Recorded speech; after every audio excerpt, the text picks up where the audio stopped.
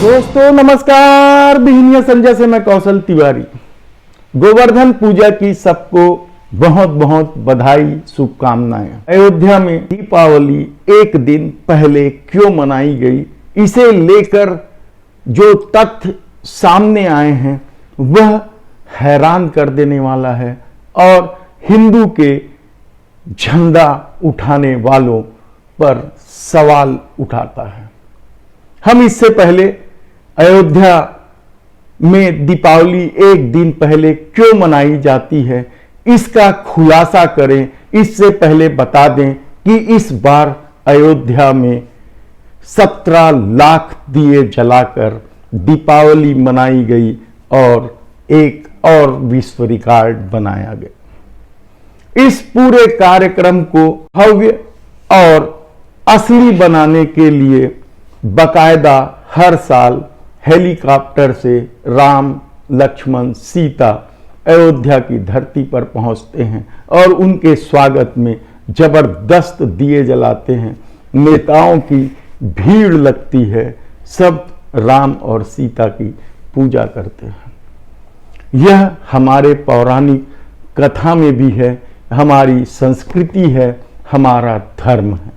लेकिन इस बार अयोध्या में जो राम आए वो रूस से आए।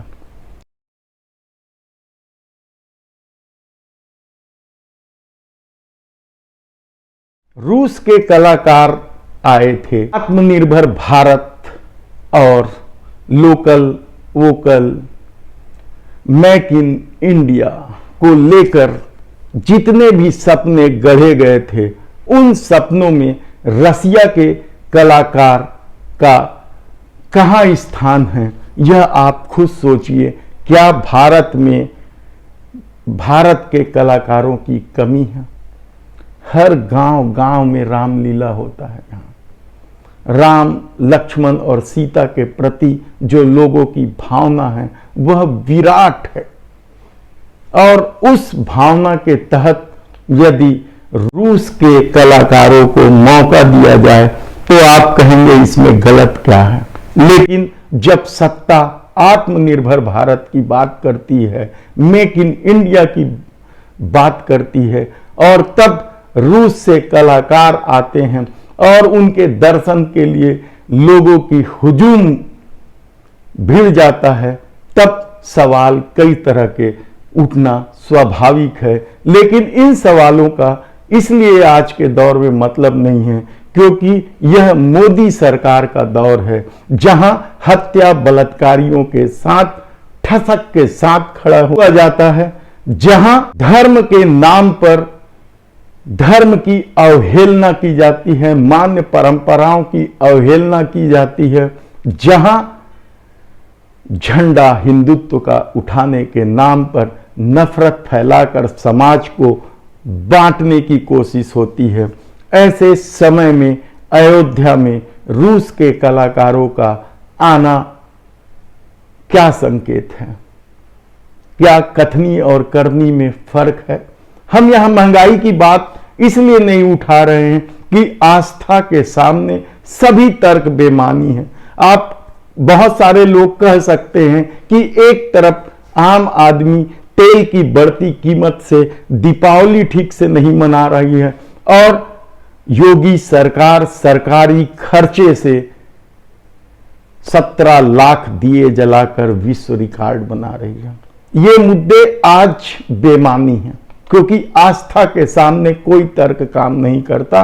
लेकिन जब देश के प्रधानमंत्री और उत्तर प्रदेश के मुख्यमंत्री कहें कि इससे पहले यानी हमारे आने से पहले अयोध्या में दीपावली नहीं मनाई जाती थी, भव्य तरीके से नहीं मनाई जाती थी, इससे पहले जितनी भी सरकारें रही हैं उन लोगों ने धार्मिक आस्थाओं की उपेक्षा की है, तब आपके ध्यान में राजनाथ सिंह आना चाहिए जो 2 साल तक उत्तर प्रदेश के मुख्यमंत्री रहे हैं और उनके कार्यकाल में भी अयोध्या में दीपावली मनाई जाती थी। ये अलग बात है कि वह सरकारी खर्चे में नहीं मनाई जाती थी। भव्य तरीके से अपने हिसाब से मनाई जाती थी। राजनाथ अभी मोदी सरकार में मंत्री हैं, केंद्रीय मंत्री हैं। दूसरा नाम फट से आपके दिमाग में आना चाहिए, कल्याण सिंह, जिन्होंने बाबरी मस्जिद कांड में अपनी सत्ता खो दी थी। लेकिन इस हम ही सब कुछ करते हैं, हमारे बाद ही धार्मिक आस्था केंद्रों का भव्यता मिली है, यह दावे में कहां ठहर पाएंगे कल्याण सिंह या राजनाथ सिंह। इससे पहले फेहरिस्त है, कांग्रेस की सत्ता रही, समाजवादियों की सत्ता रही, बसपा की सत्ता रही। सबको गरियाने के फेर में यदि कल्याण सिंह और राजनाथ सिंह के कर्तव्यों को, उनके हिंदुत्व पर सवाल उठाए जाएं, तो फिर इसे क्या कहा जाए। लेकिन ये दौर वो दौर है जहां सब कुछ हम ही शुरुआत कर रहे हैं। पहली बार हिंदुत्व प्रधानमंत्री को लेकर जो परसेप्शन गढ़ा गया था, उस परसेप्शन में उससे पहले के जितने भी भाजपा के लोग सत्तासीन थे, वे सब बेमानी हो गए हैं। तब सवाल ये है कि अयोध्या में आखिर एक दिन पहले दीपावली क्यों मनाई जाती है? दीपावली हिंदू संस्कृति में कब मनाई जाती है किसी से छिपा नहीं है। कार्तिक अमावस्या को, वह अंधेरी रात को तमसोमा ज्योतिर्गमय के बोल के साथ दीपावली मनाई जाती है।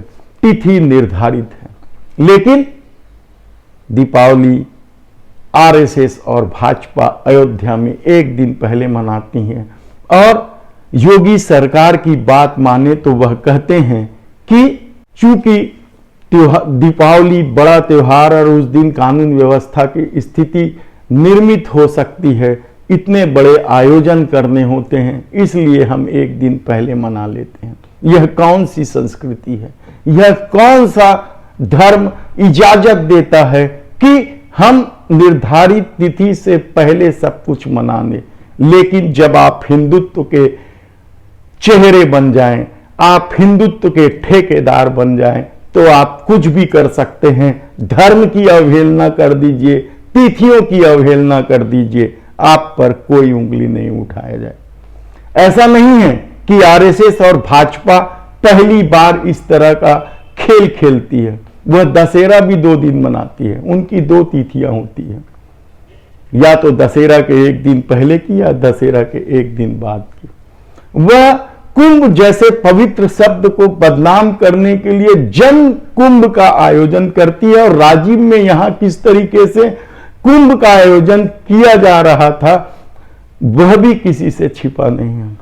ऐसे कितने ही उदाहरण हैं जब आरएसएस और भारतीय जनता पार्टी डंके की चोट पर हिंदू धर्म के मान्य परंपराओं को लांछित करते हैं, अवहेलना करते हैं, लेकिन वे हिंदुत्व के चेहरे हैं। लोगों को लगता है कि वे ही हिंदू के रक्षक हैं, इसलिए वो जो कर रहे हैं सही कर रहे हैं। तब सवाल ये उठता है कि अयोध्या जैसे पवित्र जगह पर दीपावली एक दिन पहले रसिया के कलाकारों को बुलाकर क्यों मनाएंगे? बड़ा गंभीर और महत्वपूर्ण सवाल है, और हम खुलासा इसलिए कर रहे हैं कि आरएसएस और भाजपा का अपना हिंदुत्व है। उनके हिंदुत्व में शायद बलात्कारियों के साथ खड़ा होना हिंदुत्व है, उनके हिंदुत्व में अपराधियों के साथ खड़ा होना हिंदुत्व है, उनके हिंदुत्व में तिथियों की अवहेलना करना हिंदुत्व है। तब सवाल यह है कि आखिर दीपावली एक दिन पहले क्यों मनाई गई? हमारे सूत्र और हमारे पत्रकार साथियों ने इसका खुलासा करते हुए बताया कि योगी आदित्यनाथ दीपावली में अपने मठ में रहेंगे, उन्हें रहना जरूरी है। हालांकि यदि हवाई सेवा की बात करें तो 10 मिनट की दूरी है अयोध्या से गोरखपुर की। लेकिन गोरखनाथ मठ में दीपावली में योगी आदित्यनाथ मठ प्रमुख होने के नाते रहना अनिवार्य है, इसलिए एक दिन पहले दीपावली अयोध्या में मना ली जाती है। यानी आप सोचिए प्राथमिकता क्या है योगी आदित्यनाथ की, गोरखनाथ मठ या अयोध्या। हम उन बातों की बात नहीं कर रहे हैं जब गोरखनाथ मठ चर्चित रहा है मूर्ति पूजा के विरोध के रूप में। ये सब बातें कहीं कोई मायने नहीं रखता। सबसे बड़ा सवाल तो यही है कि हिंदू तिथियों के साथ, हिंदू धर्म के मान्य परंपराओं के साथ उपेक्षा, अवहेलना क्या आरएसएस और भाजपा का सगल बन चुका है, आदत बन चुकी है। हम विस्तार से बताएंगे कि कहां कहां किस किस तरीके से आरएसएस और भाजपा हिंदू धर्म के मान्य परंपराओं की अवहेलना करते हैं, उन्हें लांछित करते हैं। लेकिन याद रखिए इस बात को कि प्राथमिकता क्या है। धन्यवाद।